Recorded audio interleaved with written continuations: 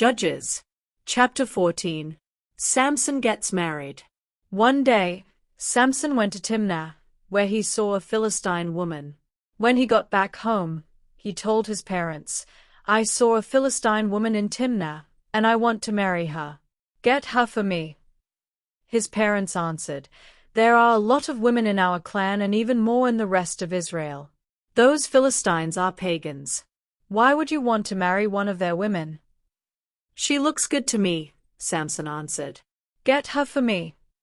At that time, the Philistines were in control of Israel, and the Lord wanted to stir up trouble for them. That's why he made Samson desire that woman. As Samson and his parents reached the vineyards near Timnah, a fierce young lion suddenly roared and attacked Samson. But the Lord's Spirit took control of Samson, and with his bare hands he tore the lion apart, as though it had been a young goat. His parents didn't know what he had done, and he didn't tell them. When they got to Timnah, Samson talked to the woman, and he was sure that she was the one for him. Later, Samson returned to Timnah for the wedding. And when he came near the place where the lion had attacked, he left the road to see what was left of the lion. He was surprised to see that bees were living in the lion's skeleton, and that they had made some honey. He scooped up the honey in his hands and ate some of it as he walked along. When he got back to his parents, he gave them some of the honey, and they ate it too. But he didn't tell them he had found the honey in the skeleton of a lion. While Samson's father went to make the final arrangements with the bride and her family, Samson threw a big party, as grooms usually did. When the Philistines saw what Samson was like, they told 30 of their young men to stay with him at the party. Samson told the 30 young men, "This party will last for 7 days.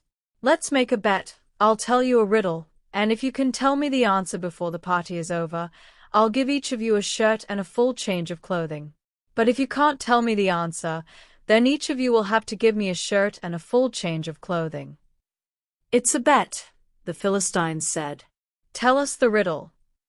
Samson said, "Once so strong and mighty, now so sweet and tasty." 3 days went by, and the Philistine young men had not come up with the right answer.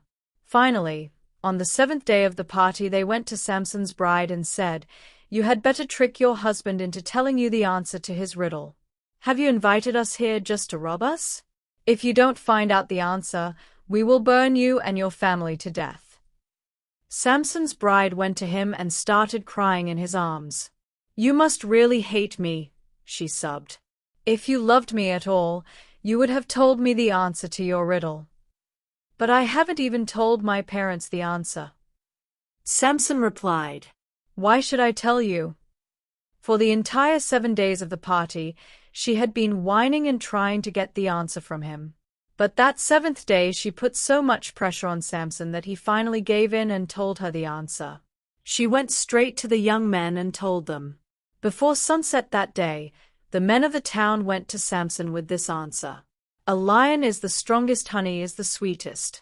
Samson replied, "This answer you have given me doubtless came from my bride-to-be." Then the Lord's Spirit took control of Samson. He went to Ashkelon, where he killed 30 men and took their clothing. Samson then gave it to the 30 young men at Timnah and stormed back home to his own family. The father of the bride made Samson's wife marry one of the 30 young men that had been at Samson's party.